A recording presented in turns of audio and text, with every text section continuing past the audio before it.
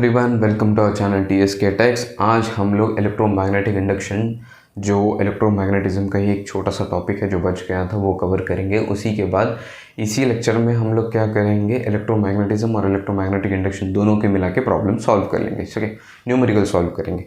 सो सीधे टॉपिक पे चले जाते हैं, फैराडेज लॉ। ठीक है, इलेक्ट्रोमैग्नेटिक इंडक्शन ये जो कॉन्सेप्ट है ये फैराडेज ने बताया था हमको। फैराडेज के दो लॉ है, फर्स्ट और सेकेंड।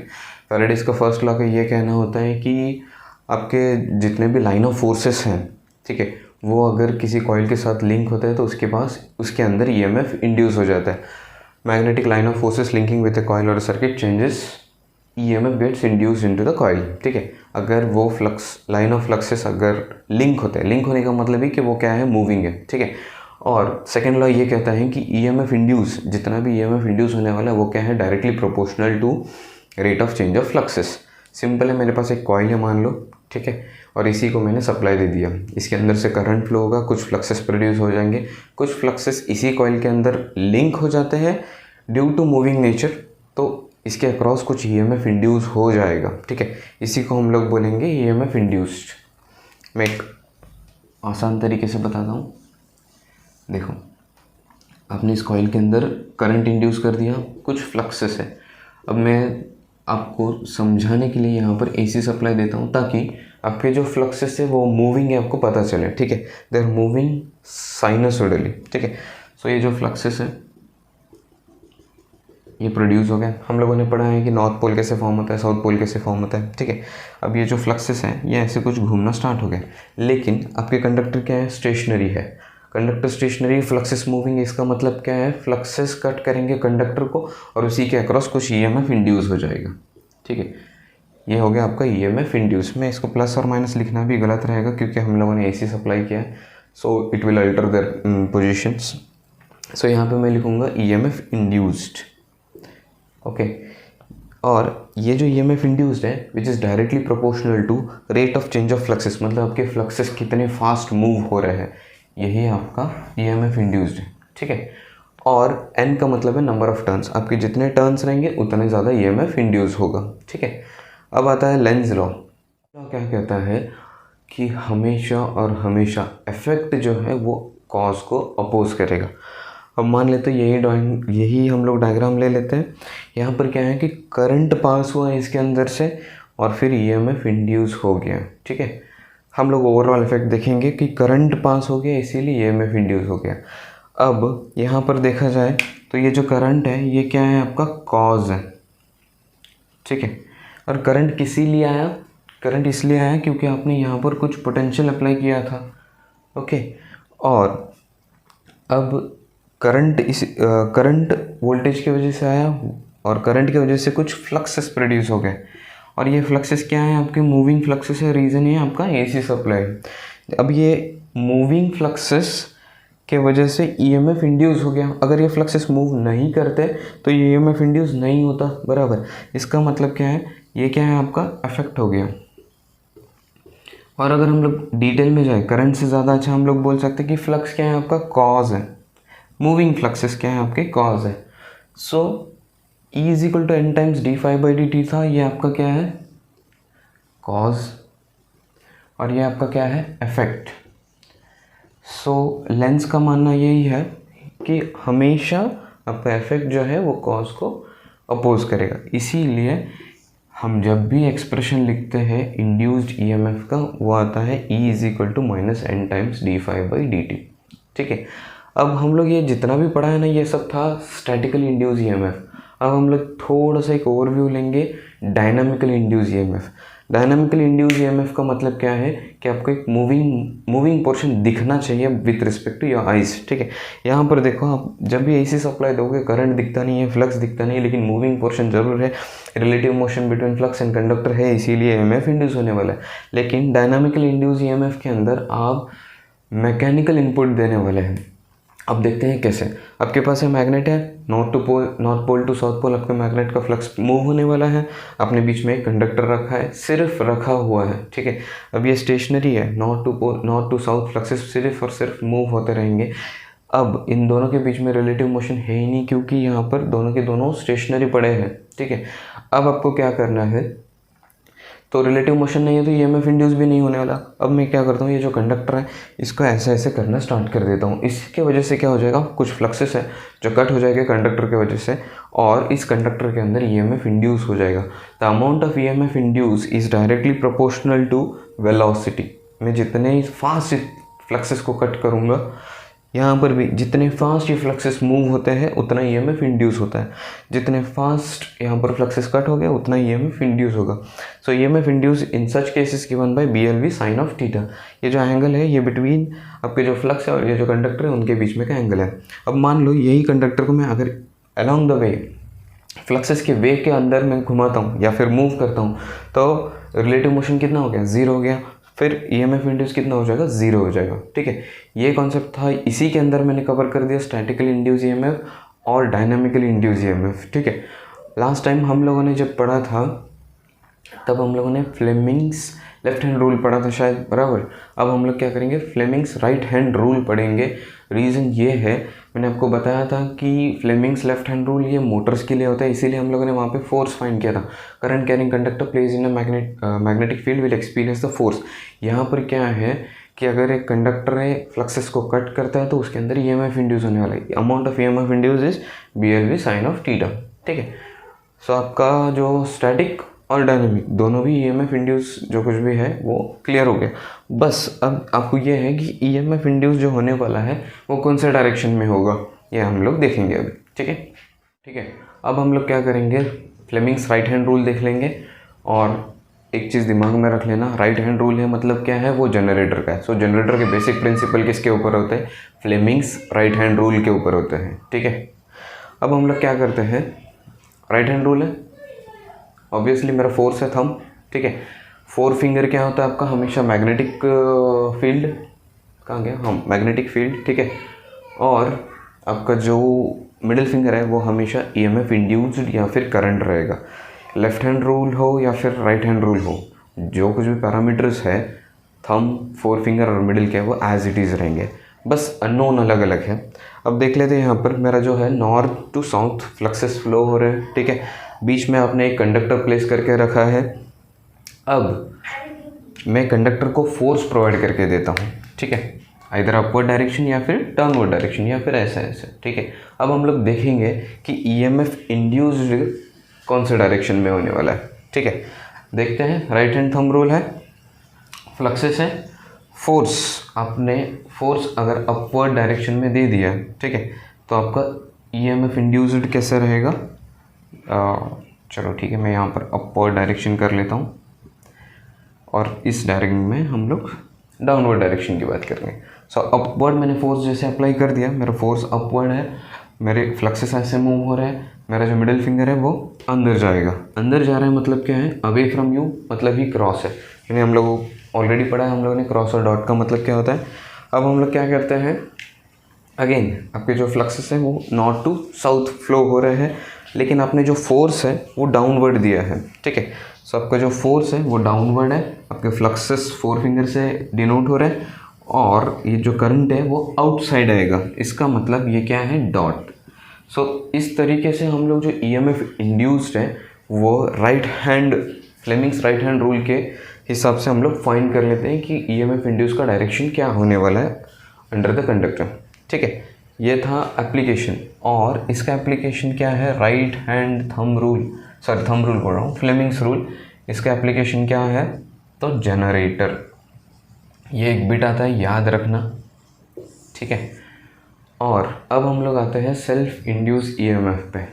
ये ऑलरेडी हम लोगों ने पढ़ लिया, लेकिन इसको इन डिटेल में पढ़ेंगे। ठीक है, देखो अब जैसे ही आपने इनपुट प्रोवाइड करके दे दिया, करंट फ्लो होगा, कुछ फ्लक्सेस प्रोड्यूस हो जाएंगे यहाँ पर, और देखना ये ऐसा है, इसका मतलब north pole to south pole, आपके फ्लक्सेस के डायरेक्शन कैसे रहेगा, इस तरह के।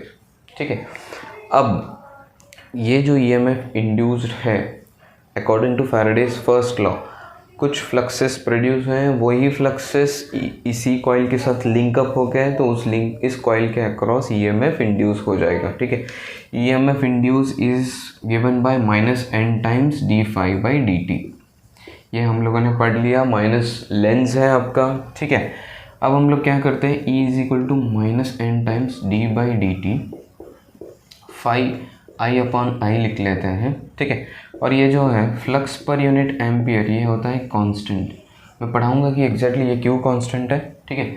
E is equal to minus N times D I by D T, और इसको हम लोग क्या करते हैं, फाई अपॉन आई को बाहर ले लेते हैं, एन फाई अपॉन आई। और मुझे पता है कि मेरा सेल्फ इंडक्टेंस का फॉर्मूला क्या होता है, minus N times phi upon I, ठीक है। और ये है वेबर टर्न्स लिखते हैं कुछ लोग, या फिर सिंपली वेबर्स लिखते हैं। वेबर टर्न्स पर एम्पियर लिखो या फिर वेबर एम्पियर लिखो, मतलब ही आपका होता है हेनरी। दोनों चीज़ें आपको याद रखनी पड़ेगी। E is equal to minus N phi upon I D I by D T. Finally आपको जो सेल्फ इंड्यूस EMF है उसको हम लोग क्या लिखेंगे, minus L times D I by D T. ये जो बिट है ये बहुत ही ज़्यादा इंपॉर्टेंट है, where L is known as self inductance which is given by N phi upon I, ठीक है। अभी हम लोगों ने जो सेल्फ इंड्यूस EMF और उसका सेल्फ इंडक्टेंस पढ़ा है, उसके और कुछ फॉर्मूलेज आते हैं, वो हम लोग पढ़ लेते हैं, ठीक है। मैंने ऑलरेडी बोर्ड पे लिख दिया, देखते हैं। L is equal to N phi upon I, ये तो हो गया हमारा। और इसका यूनिट क्या पता है हमें, वेबर पर एम्पियर या फिर सिंपली हेनरी। हेनरी का मतलब ही वेबर पर एम्पियर होता है, ठीक है। अब मुझे ये पता है, यहाँ पर फाई है ना, इसको फाई को रिप्लेस करते हैं। अब मुझे ये पता है कि phi V is equal to I R, ठीक है। So MMF is equal to flux into reluctance, हम लोगों ने ऑलरेडी पढ़ा है। फ्लक्स का मतलब करंट, ये वोल्टेज और ये रेजिस्टेंस, ठीक है। So phi is equal to N I upon S. अब ये जो फाई का वैल्यू ये हम लोग यहाँ पर सब्सटीट्यूट कर देते हैं, L is equal to N times N I upon S, ठीक है, डिवाइड बाई, और ओके, ठीक है, divide by S. So N square I upon I, I cancel हो जाएगा, एन स्क्वायर अपॉन एस। ये एक फार्मूला बनता है। आपको सिंपली क्या देंगे, नंबर ऑफ टर्न्स देंगे, रिलक्टेंस देंगे, और पूछेंगे कि सेल्फ इंडक्टेंस क्या होता है। हम लोग क्या करते हैं यार, हम लोग पता नहीं यार एग्जैक्टली इसका यूनिट क्या है, क्योंकि या फिर इसका एग्जैक्ट फार्मूला पता नहीं होता है, इसीलिए हम लोग मार खा जाते हैं। तो सिंपली जब हम लोग इसको रीअरेंज करते हैं तो हमको मिलता है एन स्क्वायर बाय एस। और अगर इसमें डिटेल दिया है, लेंथ दिया है, एरिया दिया है और रिलेटिव परमेबिलिटी दिया है, तो हम लोग और भी इसके अंदर डिटेल में जान सकते हैं। हमको पता है रिलक्टेंस का फॉर्मूला क्या होता है, L upon mu naught mu R A. So reluctance का फॉर्मूला हम लोगों ने इसके अंदर सब्सटीट्यूट कर दिया। एक्चुअली बहुत सारे न्यूमेरिकल बिट्स इसी फॉर्मूले पे बनते हैं, L is equal to N square mu naught mu R A upon L, ठीक है। ये होता है पूरा का पूरा सेल्फ इंडक्टेंस। इसके बाद आता है टॉपिक म्यूचुअल इंडक्टेंस। अब मुझे बताओ म्यूचुअल इंडक्टेंस का मतलब क्या होता है। सिंपली मेरे पास दो कॉइल होने चाहिए, ठीक है। एक कॉइल को आपने सप्लाई दे दिया, AC सप्लाई प्रोवाइड करके दे दिया, उसके ऊपर कुछ फ्लक्सेस फ्लो होना स्टार्ट हो गया है। आपने यहाँ पर AC सप्लाई दे दिया, यहाँ पे फ्लक्सेस प्रोड्यूस हो चुके हैं, यहाँ पे फ्लक्सेस प्रोड्यूस हो चुके हैं। जो फ्लक्सेस सिर्फ और सिर्फ इसी कॉइल के अंदर इंड्यूस होने वाले हैं, तो उसको हम लोग, उसकी वजह से जो प्रोड्यूस होगा वो सेल्फ इंड्यूस EMF होगा। लेकिन क्या होता है कि कुछ फ्लक्सेस जाके साइड वाले कॉइल के साथ भी लिंकअप हो जाते हैं, और इस कॉइल के अंदर जो EMF इंड्यूस होता है उसी को हम लोग बोलते हैं म्यूचुअली इंड्यूस्ड EMF, ठीक है। अब म्यूचुअली इंड्यूस EMF किसके वजह से हुआ देखते हैं। पहले तो नंबर ऑफ फ्लक्सेस जितने भी यहाँ पर लिंकअप हुए उसको नाम देते हैं फाई 2। यहाँ पर जितने भी फ्लक्सेस लिंकअप हुए उसका नाम है फाई 1, ठीक है। यहाँ पे जो टर्न्स है उनका है N1, और यहाँ पे जो टर्न्स है वो है N2। अब मुझे बताना यहाँ पर EMF इंड्यूस क्यों हुआ। रीज़न है ये जो फ्लक्सेस है ये मूव हो रहे थे, ठीक है। और ये फ्लक्सेस क्यों प्रोड्यूस हुए थे, ये फ्लक्सेस इस करंट के वजह से प्रोड्यूस हुए थे जो कॉइल 1 के अंदर फ्लो हो रहा है, ठीक है। इसीलिए EMF induced will be directly proportional to amount of current flowing through first coil, ठीक है। इसीलिए मैंने जो एक्सप्रेशन लिखा E2 is equal to minus N times. अब ये सेल्फ का जो है वहीं पर हम लोग म्यूचुअल लिखेंगे, ठीक है। ये जो है म्यूचुअल। अब इसमें म्यूचुअल और सेल्फ कैसे फाइंड करना है। सेल्फ और म्यूचुअल दोनों के फॉर्मूले सेम है, एन फाई अपॉन आई। लेकिन आप अगर म्यूचुअल का फॉर्मूला देखोगे तो N2 फाई 2 अपॉन I1 है। रीज़न है I1 के वजह से ही EMF इंड्यूस हो रहा है di/dt, और यहाँ पर भी I1 इटसेल्फ, ठीक है। सो अब मुझे म्यूचुअल का फैक्टर मिल गया N2 फाई 2 अपॉन I1, ठीक है। सिंपली इसका भी यूनिट हेनरी ही है, mutually induced inductance, mutual inductance बोल दो simply, m is equal to, अब जैसे यहाँ पर हम लोगों ने फाइंड किया था n square mu naught mu R A upon L, उसी तरीके से म्यूचुअल इंडक्टेंस के लिए भी एक फार्मूला फाइंड होता है। अब उतना एक्सप्रेशन यहाँ पर ज़रूरी नहीं, हम लोग सिंपली इस फार्मूले को रटेंगे। ठीक है, इस फार्मूले का क्या है, आपको दोनों के दोनों टर्म्स पता होने चाहिए, n1 और n2। जैसे वहाँ पर था ना सिंपली n स्क्वायर था, यहाँ पर सिर्फ n1 इंटू n2, इतना ही डिफरेंस है basic, mu naught mu R A upon L. ठीक है, सिंपली इसी चीज़ को हम लोग बोलेंगे mutual induce EMF, mutual inductance और सेल्फ इंडक्टेंस। और एक फैक्टर आता है इसके बीच में, एक आता है कपलिंग फैक्टर। कपलिंग फैक्टर ये कहाँ पर यूज़ होता है, जैसे कि ट्रांसफार्मर है, दो वाइंडिंग्स है, एक वाइंडिंग और दूसरे वाइंडिंग के बीच में कोई भी कनेक्शन नहीं है, फिर भी input power is equal to output power होता है, कैसे क्या ट्रांसफ़र कर लेता है, वहाँ पर आता है कपलिंग फैक्टर। कि आपने यहाँ पर जो कुछ भी ईएमएफ इंड्यूस किया, उसके बाद यहाँ पे जो भी फ्लक्सेस हुए, अगर वो 100% लिंकअप होते हैं सेकेंड कॉइल के साथ, तो उसको हम लोग बोलते हैं कि कपलिंग फैक्टर हैविंग 1, मतलब कपलिंग फैक्टर कभी 1 से ऊपर नहीं हो सकता है। ठीक है, सो वो भी पढ़ेंगे कि एग्जैक्टली कपलिंग फैक्टर क्या होता है या फिर कपलिंग कोएफिशिएंट क्या होता है। ठीक है, पढ़ना मतलब हम लोग को पढ़ना नहीं है, हम लोग सिंपली उसका जो फॉर्मूला है उसी को रटेंगे और न्यूमेरिकल्स में अप्लाई करेंगे। अब ऑलरेडी हम लोगों ने कपलिंग कोएफिशिएंट पढ़ लिया, उसका एक फॉर्मूला है, उसको रट लेते हैं सिंपली। आपको जो coupling factor m is equal to k times under root L1 L2, simply self inductance 1 self inductance 2 और k इज इक्वल टू क्या है आपका कपलिंग कोएफिशिएंट। इसका एक छोटा सा एक्सप्रेशन आता है, लेकिन आपको यहाँ पर नेसेसरी नहीं है, आप सीधा सीधा इसको फॉर्मूले को रटो और आपके आंसर्स बनाओ। ठीक है, अब देखो यहाँ पर दो कॉइल्स देके रखे हैं मैंने, यहाँ पर लोड भी हो सकता है या फिर सप्लाई भी हो सकता है। ठीक है, सो L1 और L2 देके रखा है आपको, और इन दोनों के बीच में का म्यूचुअल इंडक्टेंस देके रखा है, वो है M। ठीक है, अब आपको पूछा जाता है कि L इक्विवेलेंट कितना है।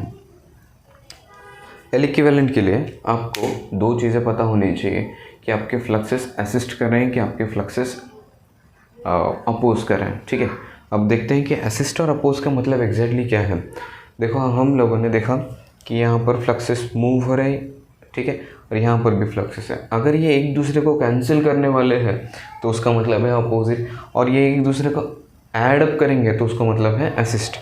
सो L इक्विवेलेंट का है जो फॉर्मूला है L1 plus L2 plus twice of M आता है, और again L equivalent is equal to L1 plus L2 minus twice of M आता है।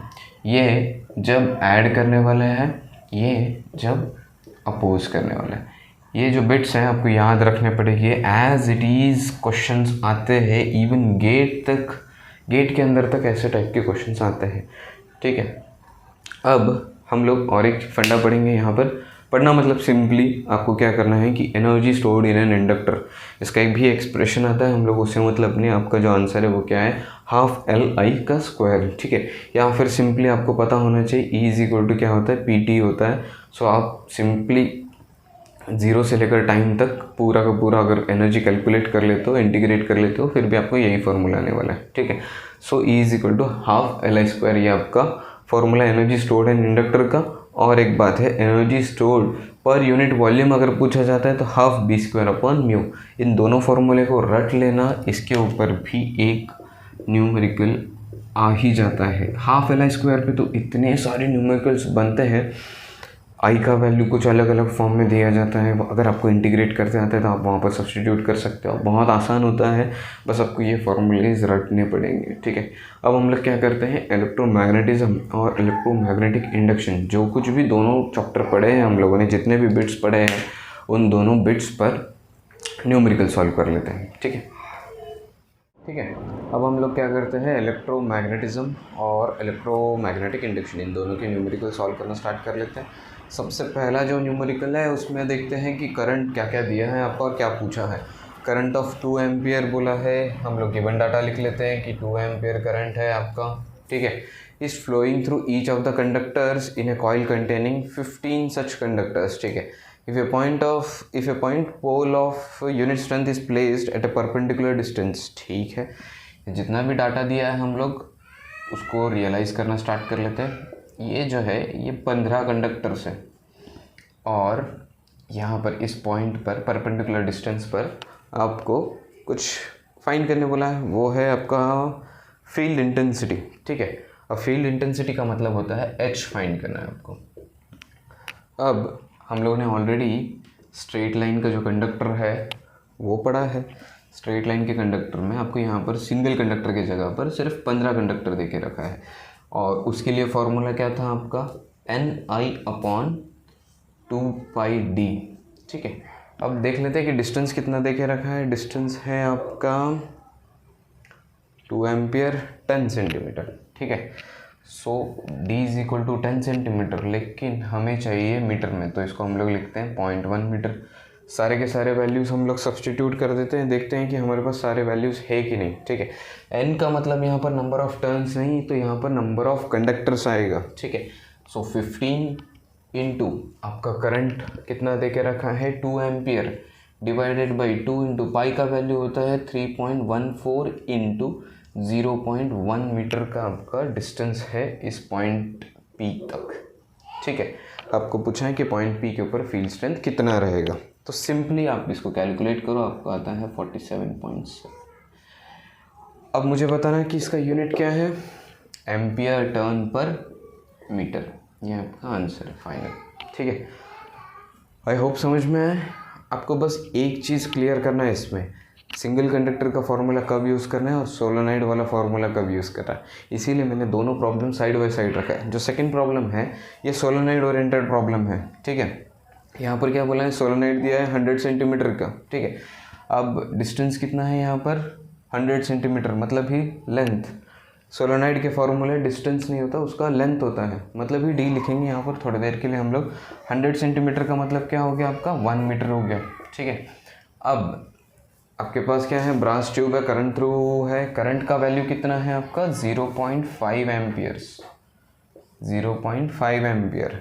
आपको पूछा क्या है कि नंबर ऑफ टर्न्स कितने होने चाहिए ताकि मेरा फील्ड स्ट्रेंथ कितना हो, एम्पियर टर्न, 500 एम्पियर टर्न पर मीटर हो। अब मुझे पता है सोलेनॉइड का फॉर्मूला क्या था फील्ड स्ट्रेंथ का, H is equal to Ni/L। ठीक है, सिंपली मुझे नंबर ऑफ टर्न्स चाहिए, तो H इंटू L अपॉन आपका क्या आ जाएगा, करंट आ जाएगा। हम लोग सब्सटीट्यूट करना स्टार्ट कर देते हैं। आपको मिलता है H का वैल्यू कितना है 500। ठीक है, L का वैल्यू कितना है 0.5 और मेरा करंट का वैल्यू कितना है, सॉरी ये हो गया 1 और आपका करंट का वैल्यू कितना है 0.2। इसका मतलब ही 0.5, मतलब ही आपको ट्वाइस कर देना है, यहाँ पर आएगा 1000 Newton, sorry number of turns.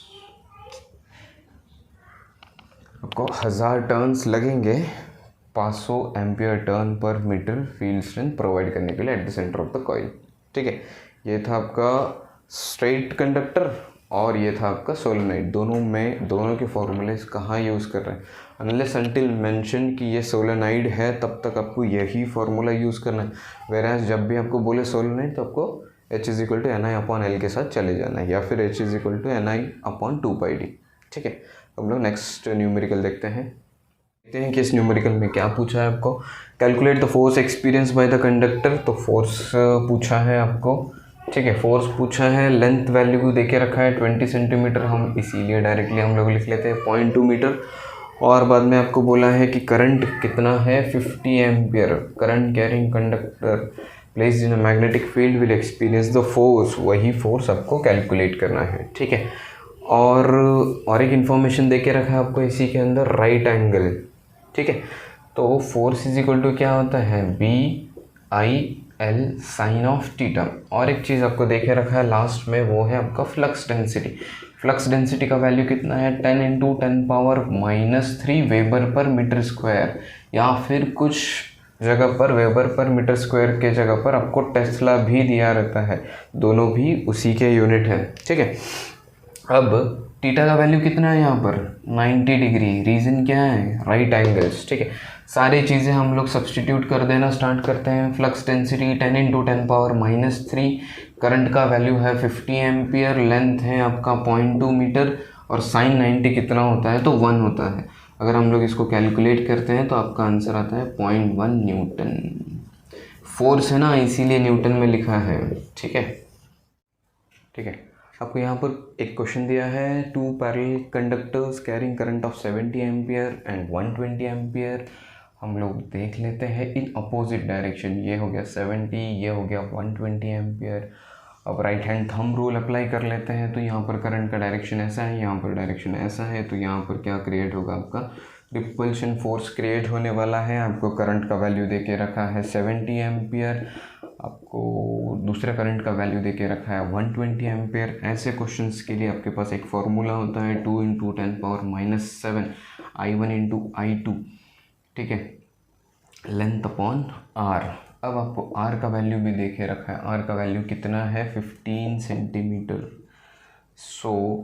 और लेंथ का वैल्यू कितना है, तो 1 मीटर। रीज़न क्या है, आपको क्वेश्चन पूछा है फोर्स पर मीटर। अब ये जब सारे वैल्यूज़ सब्सटीट्यूट कर देते हो, I1 का वैल्यू 70, 120, लेंथ 1 डिवाइड बाई 0.15, आपको आंसर मिलता है न्यूटन पर मीटर में, और वो वैल्यू है 0.0112 न्यूटन पर मीटर। इस तरीके से ऐसे टाइप के प्रॉब्लम्स को सॉल्व करना है। और ये जो न्यूमेरिकल है, इसका जो फॉर्मूला है ये आपको रखना पड़ेगा आपके फॉर्मूले बुक में, इसको नोट कर लेना। ठीक है, अब हम लोग आगे चलते हैं और न्यूमेरिकल सॉल्व करते हैं, देखते हैं। A conductor of 2 metre length लिख लेते हैं। लेंथ देख के रखें, आपको 2 मीटर में दिया है, इसलिए कन्वर्जन की ज़रूरत नहीं। और moves with a uniform velocity दे के रखा है 1.27 मीटर पर सेकेंड। ठीक है, आपको पूछा है कि अंडर मैग्नेटिक फील्ड डेंसिटी या फिर magnetic flux density of 1.2 weber per metre square. ठीक है, अब पूछा गया है कि EMF इंड्यूस कितना है। EMF इंड्यूस, अगर आपको कॉन्सेप्ट याद आ गया कि मेरे पास फ्लक्सेस है, बीच में कंडक्टर है, EMF induced is equal to BLV sine of theta, where V is velocity. तो हम लोग इवन मतलब एट 90 डिग्री कैलकुलेट करते हैं और एट 60 डिग्री भी कैलकुलेट कर लेते हैं। ठीक है, इवन का वैल्यू कितना है, B का वैल्यू कितना देके रखा है आपको 1.2, लेंथ कितना देखे रखे आपको 2 × 1.2। ठीक है, ये कैलकुलेट करो, अब आंसर आएगा वोल्ट्स में।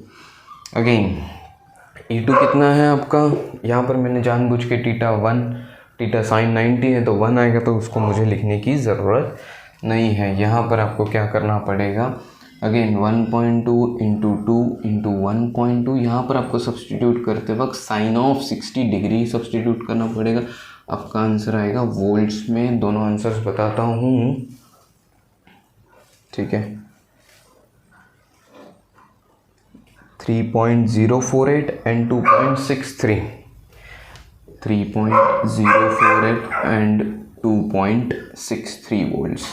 अब देखने वाली बात यह है कि जब भी theta is equal to 90 degree है तो मैक्सिमम अमाउंट ऑफ वोल्टेज क्या है आपका इंड्यूस होता है, वेयर थीटा 90 को छोड़कर कहीं पर भी रहे तो आपका EMF इंड्यूस कैसा रहेगा, लो रहेगा। ठीक है, कंपेयर्ड विथ 90। ठीक है, अब हम लोग क्या करते हैं, सेकेंड प्रॉब्लम को देख लेते हैं। If A coil has a 500 turns, ठीक है, टर्न्स देखे रखा है L इज इक्वल टू 500 और is linked with A flux का वैल्यू देखे रखा है, फ्लक्स इज इक्वल टू कितना है 50 मिली वेबर, इसका मतलब 50 × 10⁻³ वेबर। ठीक है, और करंट कैरिंग कंडक्टर कितना है आपका 125 एम्पियर। ठीक है, कैलकुलेट इंडक्टेंस ऐसा अगर प्रॉब्लम आता है तो 2.2 मार्क्स तो हमारे तो पक्के हैं। ठीक है, N∅/I simply. Number of turns कितना है आपका 500 और फ्लक्स का वैल्यू कितना है 50 × 10⁻³ और नीचे आ गया आपका 125, ये आता है 0.2 हेनरी।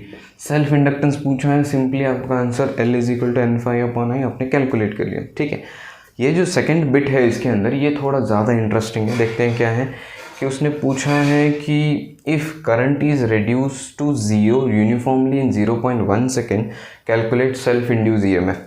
अब मुझे पता है कि सेल्फ इंड्यूस ईएमएफ का फॉर्मूला क्या है, -L टाइम्स di/dt। L मैंने ऑलरेडी कैलकुलेट कर लिया -0.2।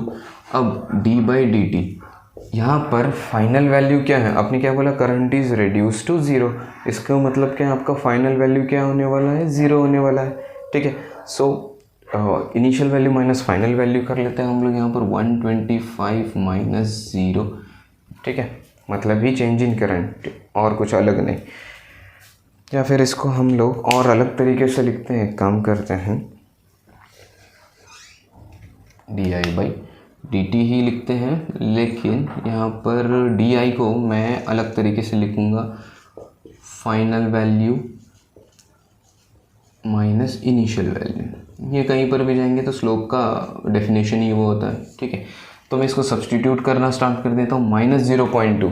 ठीक है, इनटू, अब मुझे पता है फाइनल वैल्यू क्या होने वाला है आपका, ज़ीरो। सो 125 माइनस ज़ीरो कितना हो जाएगा, 125, डिवाइड बाय आपको टाइम कितना देके रखा है, 0.1 सेकेंड कुछ बोला था ना उसने, राइट। तो हम लोग सब्सटीट्यूट कर लेते हैं 0.1 सेकेंड और आपका आंसर आएगा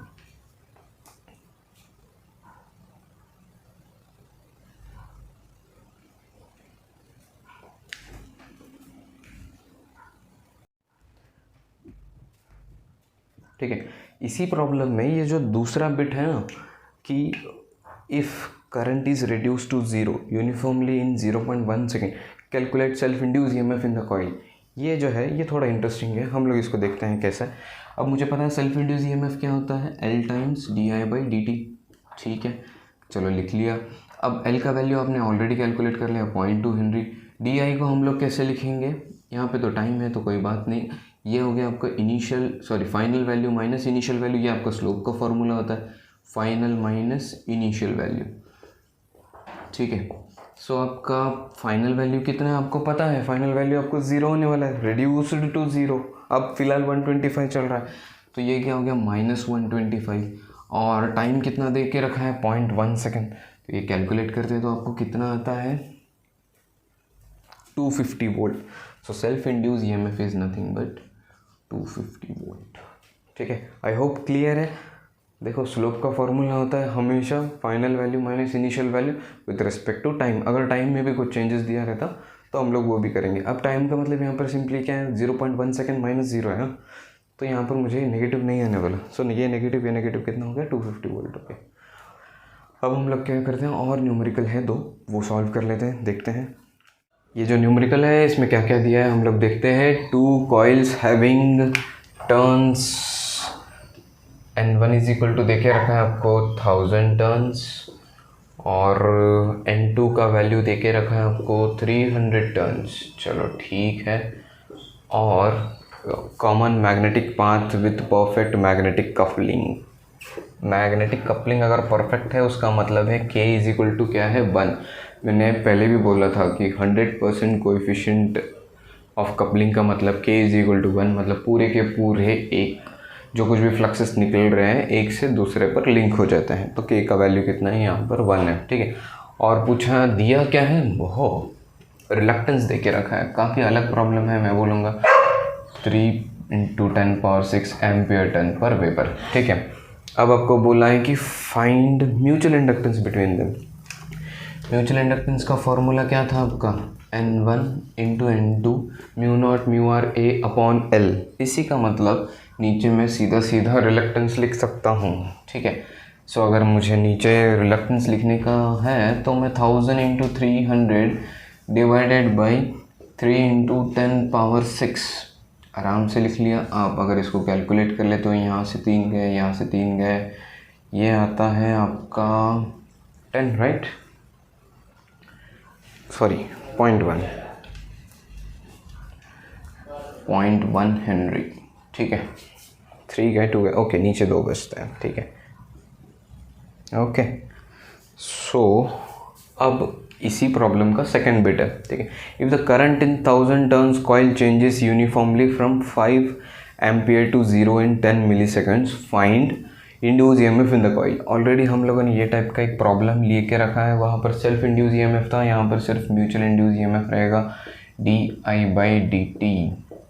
ठीक है, m का वैल्यू आपको ऑलरेडी मिला है -0.5, और यहाँ पर आपको क्या करना है, simply final value minus initial value, ठीक है, divided by time, change in time, so -0.1। Final value कितना है आपका, उसने क्या बोला, current uniformly changes from 5 ampere to 0, इसका मतलब फाइनल वैल्यू क्या आपका 0, -5 डिवाइडेड बाय टाइम, कितने सेकंड्स में, 10 मिली सेकेंड्स में, सो 10 × 10⁻³ ये अगर आप कैलकुलेट करते हो तो ये माइनस माइनस है, इसीलिए ये जो इंड्यूस वोल्टेज है वो पॉजिटिव आएंगे, और कैलकुलेट करने के बाद इसका वैल्यू आता है 50 वोल्ट्स। ठीक है, that's it for the day. हम लोगों ने इलेक्ट्रोमैग्नेटिज्म और इलेक्ट्रोमैग्नेटिक इंडक्शन दोनों के बेसिस पे बहुत सारे न्यूमेरिकल्स देखे, दोनों के कॉन्सेप्ट्स क्लियर किए।